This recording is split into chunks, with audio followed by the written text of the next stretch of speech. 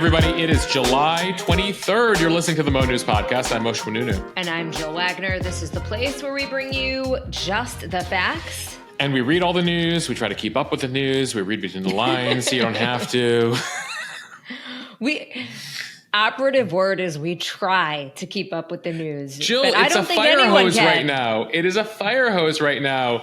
I'm just trying to, and some days there were days in not so recent memory before June 27th, debate day, where we'd have to dig around and be like, well, what should we do in the news today? Like, there's not much happened today. Like, oh, that's an interesting story. That could be a lead story. Like, can we get away with that? Does that feel important enough? And now it's like, are we missing anything? Would anyone care if we led with, and now Yes. it's like, And so that's where we're at, trying to track everything that's going on here. In significant news, Jill, it's a big week for ice cream, I want to say. Sunday was National Ice Cream Day. Today is National Vanilla Ice Cream Day and Sprinkle Day. So if you want to really celebrate today, July 23rd, you can have sprinkles on your vanilla ice cream. But who gets a vanilla ice cream, really? It's very boring. Not if it has sprinkles on it. Oh. I think that the beauty of vanilla is it's kind of like a blank slate. So it's wonderful if you're a toppings person, as I am, of vanilla ice cream or even vanilla frozen yogurt, pile on the toppings, and you've got yourself a treat. All right, well, we're making a case here for vanilla ice cream at the top of the pod. I'll tell you one thing, the news is non-vanilla today. There's a lot going on. Yeah, I would not describe this news cycle as vanilla. That is for sure. Okay, so let's get to some headlines here. In just about 24 hours after the president withdrew from the presidential race, it appears Kamala Harris has effectively locked in the nomination. We'll tell you what's next. The Secret Service director testifies about the assassination attempt of Donald Trump, and no one on either side of the aisle seems happy about her answers or lack thereof. Yeah, they agree on very little in Washington, Democrats and Republicans, but one thing they all agree on is the Secret Service isn't answering their questions, Jill, and both sides are calling for the director to go. And that IT breakdown we told you about for the past couple of days, still having ripple effects. Delta Airlines in particular canceling even more flights as it struggles to recover from the outage. And Israel's Benjamin Netanyahu is in the United States. He's slated to give a speech to Congress on Wednesday. But with the political landscape so uncertain, a lot of questions about which leaders he'll be meeting with and who he's not going to be meeting with. He's probably like, what did I sign up for? Like I have a war going on in my country on multiple fronts, but wow, you guys in America are keeping busy. Those McDonald's $5 meals helping to bring in the customers. And you may have seen that meme of Kamala Harris talking about a coconut tree, and you might have thought, what is happening? What is that? So we're going to break it down. Yes, we're here to break down the viral meme that is breaking social media right now. And how's this for a job? Charging hundreds of dollars an hour to be a baby name consultant. Moshe, I would do it for free for my friends. And not even my friends. It's fun. Plus, Moshe is on this day in history. Jill, as we get ready for the Summer Olympics starting this weekend, we take you back to 1996. Carrie Strug and the USA Gymnastics team. Do, do, do, do, do, do, do. Thank you for that. No problem. All right, so far it's looking like smooth sailing to the Democratic nomination for Kamala Harris. Less than 24 hours after President Biden said that he would not seek re-election and endorsed Vice President Harris for the nomination, the Democratic Party is coalescing around her as well. Harris has called hundreds of party leaders and donors to shore up support, and they are quickly uniting behind her. Beyond nearly 200 Democrats in Congress, she now has the support of all 23 Democratic governors in the United States. As of Monday evening, she also locked up more than 50% of the delegates needed to officially clinch the nomination. On Monday, former House Speaker Nancy Pelosi also endorsed Harris. She was very influential, as we were reporting, in pushing Biden out. And her endorsement also appears to have effectively helped to lock in Harris as the next nominee. Moshe, Nancy Pelosi really is the king or queen maker here. Yeah. Don't mess with Nancy Pelosi. She still has that party wired, and many would say that between her and Barack Obama, they're probably the smartest Democratic strategists in the party. And I mentioned donors. Harris raised $81 million in the first 24 hours since announcing her bid for president. That is a record-breaking number. Her campaign said that 888,000 donors had contributed in her first day, 60% of whom were making their first contribution of the 2024 contest. So we're talking about a lot of small donations here, a lot of grassroots support. And that is on top of the $96 million war chest that she'll get from Biden. And then there's the Super PAC Future Forward, which received $150 million in new commitments from major Democratic donors in the 24 hours since the president announced that he would step aside from the race. So there's the money. And then there are the competitors, or the lack thereof. And at this point, the only person who had publicly said that they would even consider running for the nomination on the Democratic side was Joe Manchin. Remember, he changed parties from Democrat to independent. Well, he came out Monday and said, no thanks, that, quote, I don't need that in my life. Well, many Democrats would say they don't need Joe Manchin in their life either, but still would have been interesting to see him at the convention. Well, bottom line, he's out. And most of the other names that have been floated as potential presidential nominees have also come out to support Harris. That includes Illinois Governor J.B. Pritzker, Kentucky Governor Andy Beshear, California Governor Gavin Newsom, Michigan Governor Gretchen Whitmer, Pennsylvania Governor Josh Shapiro. On Monday, Harris had her first public appearance since President Biden endorsed her. She was speaking at a planned event at the White House with NCAA athletes. She took time to praise President Biden, reinforcing what she said in her written statement on Sunday. Joe Biden's legacy of accomplishment over the past 3 years is unmatched in modern history. In one term, he has already, yes, you may clap.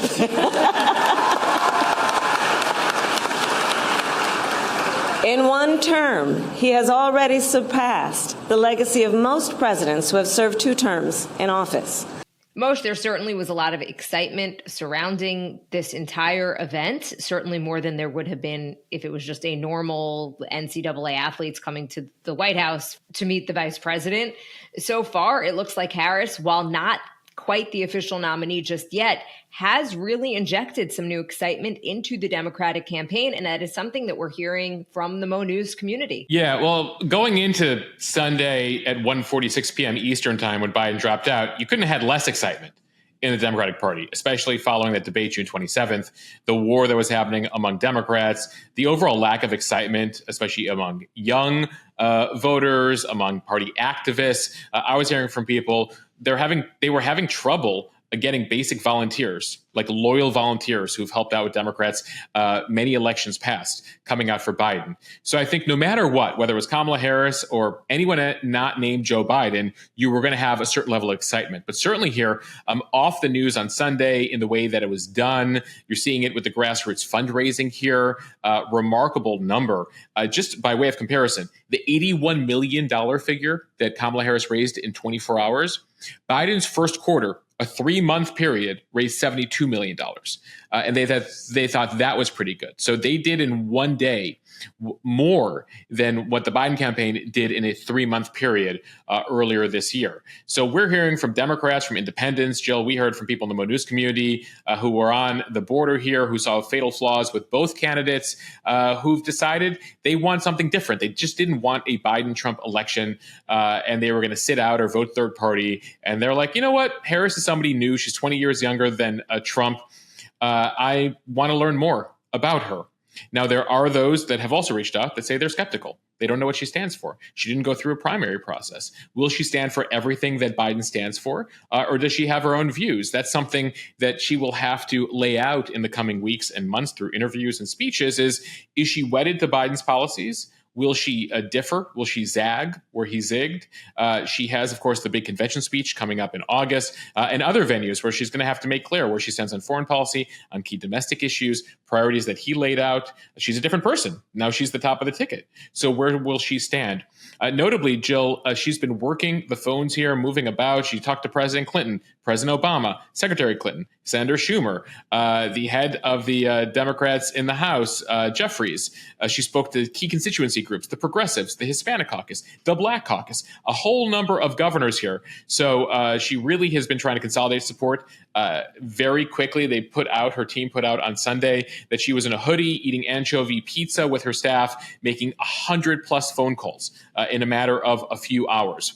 She then went on Monday to Delaware campaign headquarters. The campaign is located in Delaware because the president's home is in Delaware. She now inherits that team, so she went to go visit it. It's probably too late in the game to change locations, so Kamala Harris will have to pop up to Delaware for campaign visits, if necessary, the rest of this cycle.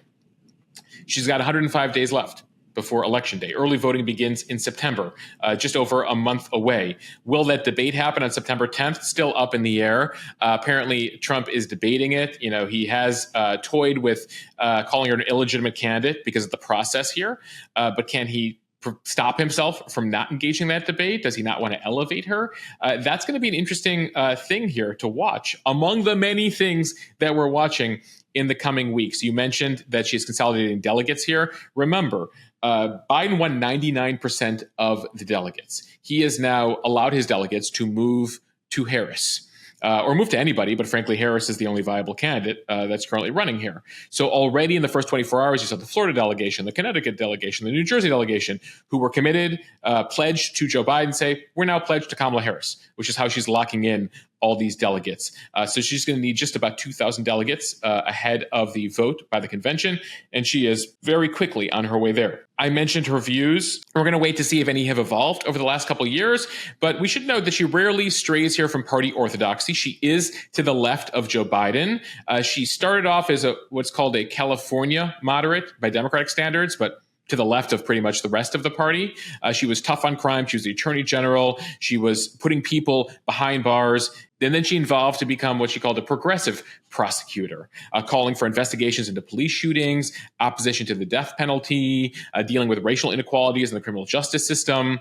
So she likes to play on the prosecutor part of her biography here, certainly because of course, Donald Trump has been convicted of a felony and faces other charges. So she's going to talk about how she puts people away and she's facing a felon.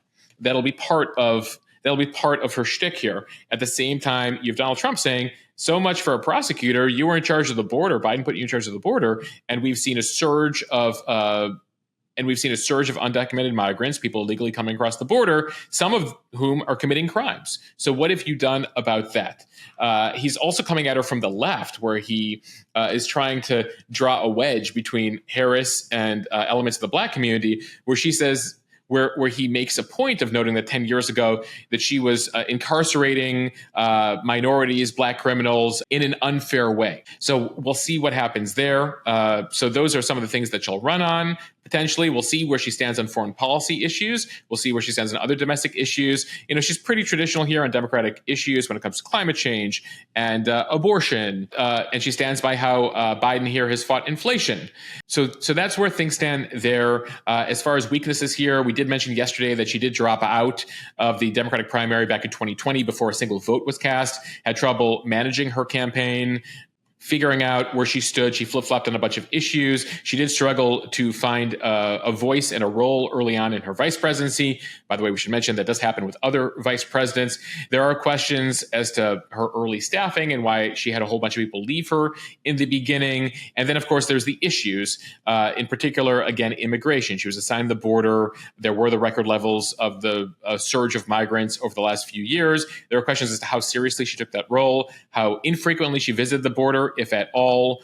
And so that's where Republicans will hit her, along with everything else on the Biden record, as well as the fact, and they're trying to make this a thing here, is that they want to paint Democrats as deceitful on Biden's health. that they were covering up Biden's health issues. And can you trust Kamala Harris? Can you trust senators and congressmen who had private time with President Biden only for, they say, to see a version of Biden, they assume, that we saw at the debate in June. So look for that as well.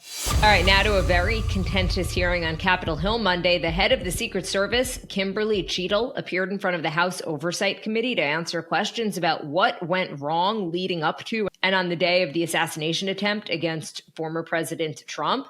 The issue, there were a lot of questions, and she didn't have a lot of answers, Moshe. She was short on specifics, and it was frustrating for both Democrats and Republicans, providing very little detail about the timeline and who was responsible for there not being a law enforcement official on the roof of the building where the would-be assassin fired a shot at Trump and had that straight line of vision just 150 yards away. As we reported on this podcast, Cheadle had told ABC News that there was no Secret Service agent on the roof because the roof was sloped and it wouldn't be safe. So she was asked about that on Monday and seemed to walk back that claim. Especially since the slope was so subtle, a lot of members of Congress were questioning her on it, saying that slope was so slight that you could actually, wheel a wheelchair on it. And they were comparing various degrees here.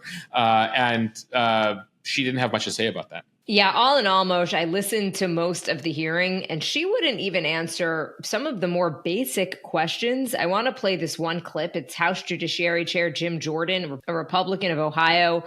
He questioned Cheadle and the agency about whether they denied additional resources to Trump's detail. It's something that we've talked about on this podcast. The Secret Service acknowledged on Saturday that it had turned down requests for additional federal resources that were sought by Trump's security detail in the 2 years leading up to that attempted assassination. And it was a reversal from earlier statements by the agency, which denied that such requests had been rebuffed. But the Secret Service maintains that it did not deny resources for the rally, but Cheadle maintaining that the Secret Service did not deny resources, at least for the rally where the shooting took place. Here's a bit of that exchange. They asked for additional help in some form or another. You told them no. How many times did you tell them no, and what did you tell them no to? Again, I cannot speak to specific incidents, but I can tell you in general terms, the Secret Service is judicious with their resources based on... What does some requests mean? How many times? Some indicate requests is plural. So more than once they asked for additional help and you turned them down. What did they ask for and how many times did you turn them down? Pretty basic questions. So again, without having all of the details in front of me, sir, what I can tell you is that there are times... You didn't get briefed on how many times you turned down the Trump detail when they asked for additional help? I'm sorry. You didn't get briefed on that before you came to this hearing knowing you were going to get asked that question? What I can tell you is that in generic terms, when details make a request, there are times that there are alternate ways to cover off on that threat. But Moshe, that was really the vibe throughout the entire meeting. This feeling of why did Cheadle come with so few answers, with so few things that she was able to talk about? She kept just saying, we're 9 days into the investigation, we'll get back to you. And that was extremely frustrating for lawmakers on both sides of the aisle. Yeah, I mean, 9 days seems like a lifetime, given everything we've experienced. At the same time, there are legal ramifications and other elements here that she needs to consider. They were asking for more time. They were asking to do this behind the scenes. And Congress said, no, this is a big deal. A president almost died and we need answers, and the taxpayers pay your salary and we want answers. So she went out there and she just didn't have much, either unable or unwilling to answer a number of these questions here. So one of the headlines for me out of this, Jill, is that we're talking about the House Oversight Committee. This is the committee run by Republicans that's been trying to impeach Joe Biden. This is super contentious. They're at war with each other, Democrats and Republicans. And this was one of those rare moments where you have Alexandria Ocasio-Cortez and Jamie Raskin, Democrats, agreeing with Jim Jordan and James Comer, Republicans. They all agree with what? That the Secret Service is not answering the questions, and there is a problem here. Jill, just minutes after that hearing completed, a letter came out from Comer and Raskin, co-signed. That's also a rarity, given how these two feel about each other. And they said, listen, you need to resign. You did not have the answers that we needed. They write that her resigning will be the first step to allow new leadership to address the crisis and rebuild the trust of a truly concerned Congress and the American people. Jill, there was another moment where a member of Congress said, listen, would you call this the most serious attempt on a president's life since the Ronald Reagan assassination attempt in 81? She goes, yeah, absolutely. And so the congressman said, so what did the director do in that case back in 81? And the director, Cheadle, says, well, he stayed on the job and, made sure to and made sure to fix things.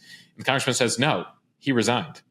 It was quite a moment among many moments at that hearing. So a lot of questions came up as to why Trump wasn't removed from the stage, why the rally wasn't even put on pause. It was just a campaign rally in Pennsylvania. And they had what appears to be up to a half an hour of an alert that there was a suspicious person going around. And they were trying to draw a distinction between a danger and suspicious still. And this is questioning here from a Democrat. This is Representative Raja Krishnamurthy from Illinois, a Democrat, asking Cheadle about what took place. He made a point of playing one of the videos we've shared on our Instagram account of people pointing at the guy on the roof minutes before he shot, saying, there's a guy on the roof. There's a guy on the roof. Apparently it got to law enforcement and nothing was done. Here's the exchange. The shooter began shooting at 6:11 p.m. Eastern on July 13th. NBC reported that at 5:51 p.m., 20 minutes before the shooting began, the state police informed the Secret Service of their concern. Now, the rally was not paused at that point, correct? No. And according to NBC, just 2 minutes later, at 5:53 p.m., the Secret Service notified its snipers about the gunman. The rally wasn't paused at that point either, correct? No. Let me show you some video footage by rally goers. This was taken 2 minutes before the shooting started. If you could turn up the volume. Dangerous people, criminals. We have criminals. He's we on have the roof. He's drug not. dealers. We have people that Right should not be here, here. right on the roof. It's much He's tougher coming than up now. it happens. He went right on the roof again. Up here. That doesn't look like suspicious behavior. That looks like threatening behavior to me. And the rally wasn't paused at that point either, correct?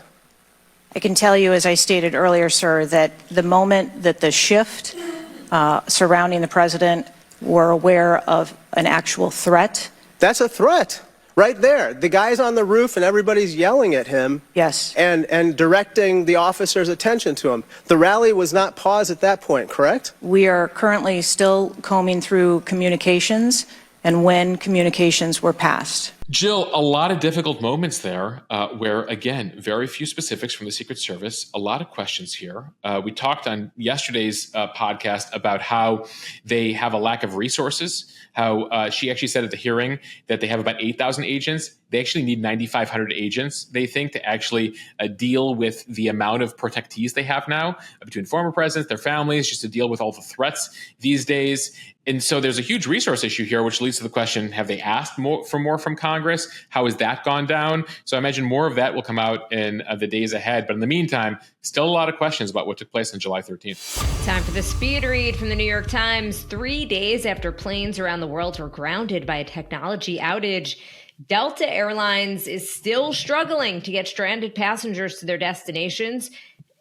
As of Monday, it was the only carrier still canceling hundreds of flights as it raced to update its systems. The company's performance was much worse than other large U.S. air carriers like American and United Airlines, which were both operating with few cancellations, and it appeared to stem from decisions that Delta made when these systems first went down, according to analysts. So experts say that Delta's strategy in the wake of these software outages differed from that of the other major U.S. airlines. So instead of leaning more heavily on delays, Delta canceled many flights.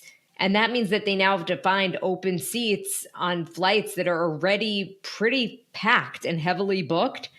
And then they have to reaccommodate hundreds of thousands of customers whose flights were canceled as we are in the middle of peak travel season. So a reminder here, the tech outage that we talked about that hit globally airports around the world, hit airlines especially hard. A flawed update from CrowdStrike, whose software is used around the world, forced Delta, American, Spirit, United to all ground their flights. Turns out Southwest, by the way, wasn't impacted here. People are sharing the meme that it's because Southwest hasn't updated their software since the 90s. So they're good.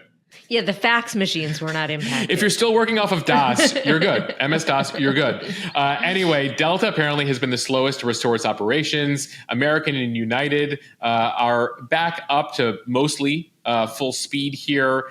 Delta now has to find open seats for already heavily booked flights to reaccommodate a whole bunch of passengers. So heads up, folks, if you are flying on Delta, which is a note to myself, I'm flying on Delta on Thursday. Make sure to refresh your app and make sure that everything is good with your flight. From the Associated Press, Israeli Prime Minister Benjamin Netanyahu has arrived in Washington before his major address to Congress tomorrow.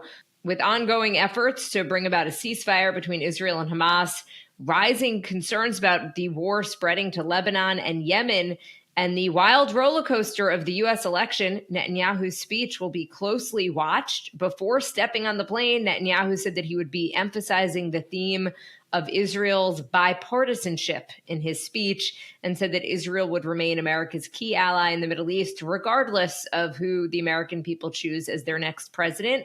There is also the question, though, of who Netanyahu will be meeting with while he is here in the United States. Netanyahu believed that he was going to be meeting with Biden at the White House today. It is unclear, though, if that meeting is going to happen as Biden is recovering from COVID-19. Again, Netanyahu is scheduled to address Congress on Wednesday, tomorrow. Jill will be closely watching those remarks on Capitol Hill on Wednesday. As far as the meeting with Biden, we're told that could happen Wednesday or Thursday now. The Israelis thought it would happen today. So we'll wait to hear final details on that.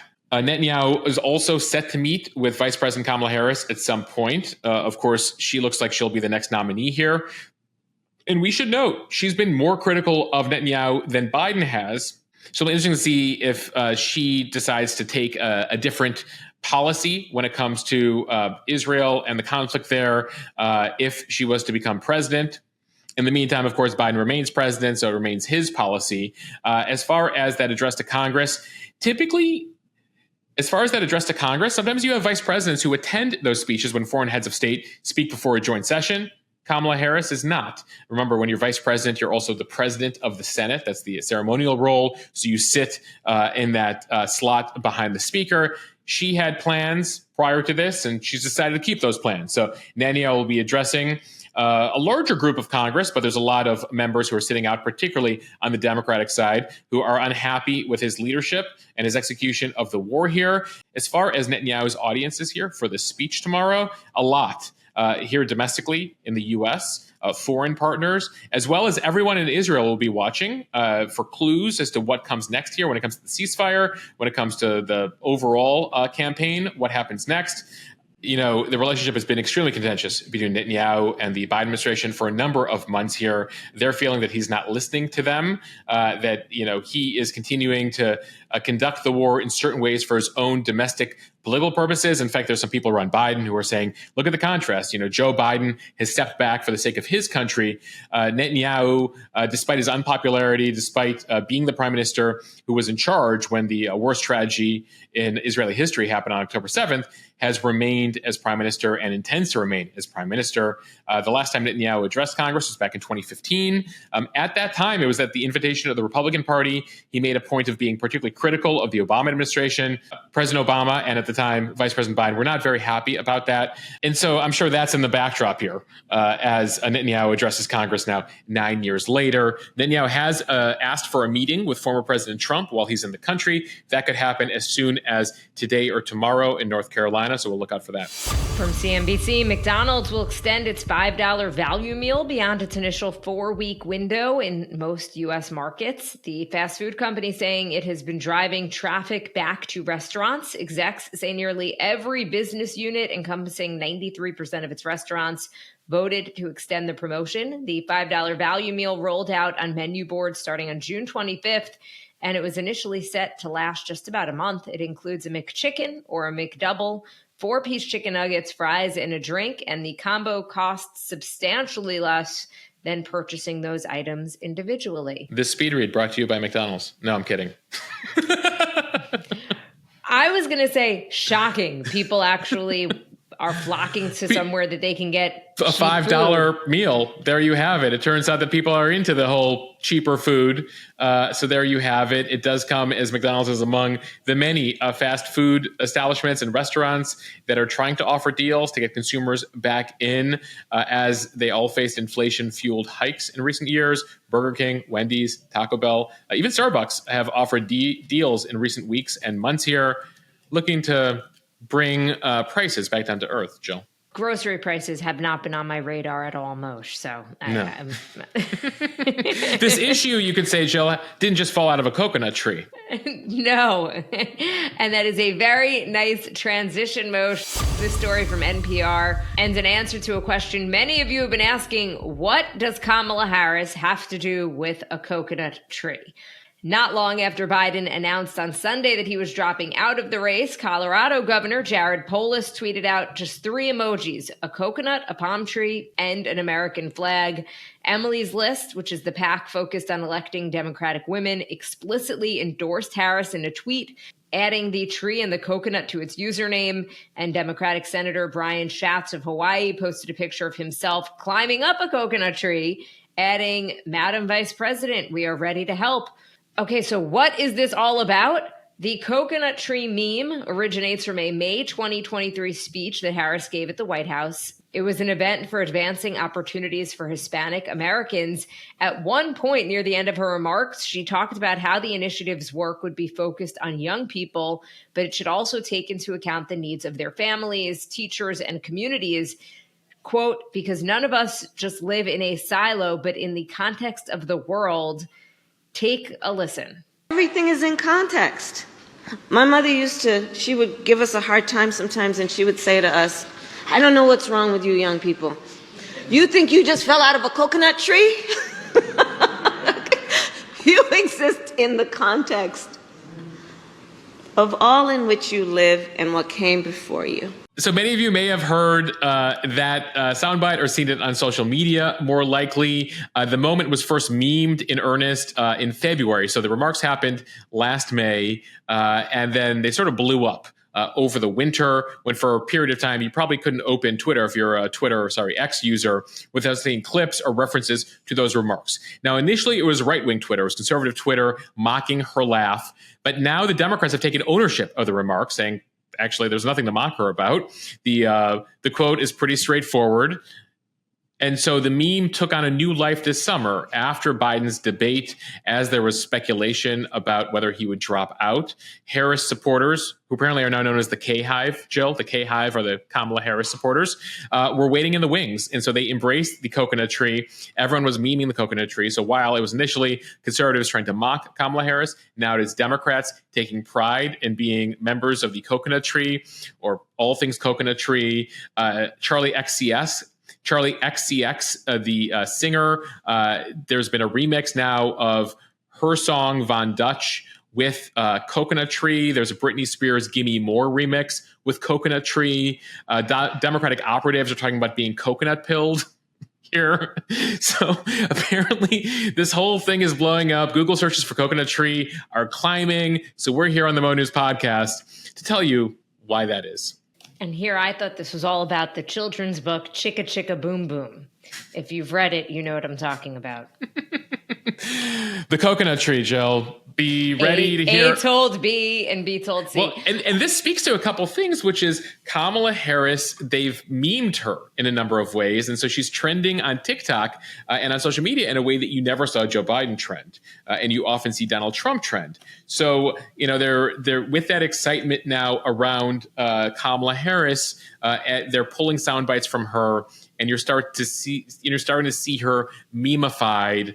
I think Charlie XCX referred to Kamala Harris as brat, which is what the kids are saying these days about a woman who is hip, who sort of does their own thing, isn't boring, isn't staid, is fun. Anyway, I'm just here to tell you that, Jill, I also think you're brat. Thank you, Moshe. Before you explained what brat was, I perhaps would have not taken that as a compliment. No, because brat, the way that we know it, is like, a child not behaving, being a brat. In this case, Brat is now good. You know how sort of years ago bad became good? Like you bad. Right. There you go. Or something sick. Moshe. Something sick is awesome. Well, now brat is also good. Okay, from the New York Post, what's in a name? A few $100 if you're an increasingly in-demand baby name consultant. Couples are no longer naming their precious offspring after loved ones or casually flipping through books for inspiration. Instead, moms and dads who want to give their children any edge that they can in an increasingly competitive world are paying experts hundreds of dollars to give their kiddos the perfect name. One such baby namer, Colleen Slagan, had always been fascinated with baby names but didn't consider the possibility of making it a full-time gig until her friends expressed how helpful her commentary had been when they chose names for their children. So apparently, in this example, she quit her job as a nurse practitioner and began helping parents choose baby names full time. She takes on a number of clients throughout the year. She charges them $300 to $400 a piece. She earns more than $60,000, suggesting to you potential names for your baby. Apparently, her slots open at the beginning of the month. They fill up within an hour. What sounds like easy work here, she says, can be a challenge. You got to fit extremely specific qualifications. Some people want to start with a certain letter or have certain family names. She's also gotten requests in the past that the name could only be used 25 times the previous year or have specific sounds in it, especially if they're naming a second or third child. They've already used their favorite names. They're having a difficult time here, and they want something that they love. And so apparently she says she prefers to keep her 3 children's names private. So we don't know what the baby names consultant's baby names are for her own children, but she said she chose their monikers using Celtic classics and family staples. And in case you're wondering, some rare but popular girls' names these days: Perry, Daly, and Scotty. And some rare but popular boys' names: Crosby, Rocky, and Merrick. There you go. And we're not charging you for that. You just have to listen to the podcast and leave us a review. All right, now time for On This Day in History on this July 23rd. The Ford Motor Company, you might have heard of them, on this day in 1903, sold its first car, the Model A. It was an $850 car at the time. The first Arby's opened up on this day in 1964. On this day in 1984, Vanessa Williams, the first black woman to receive the Miss America title, was forced to resign as Miss America after Penthouse magazine, the pornographic magazine, announced plans to publish unauthorized nude photos of her. Over the 3 decades later, Miss America would apologize to Williams for the way they handled that scandal. On this day in 1996, as I told you, Olympic history, the Summer Olympics were being held in Atlanta, and the U.S. women's gymnastics team wins its first ever gold on this day in 96. This is a big deal. If you were around during that time, you might remember the Magnificent Seven. You had Shannon Miller, Dominique Dawes, Carrie Strug, Dominique Mosiano.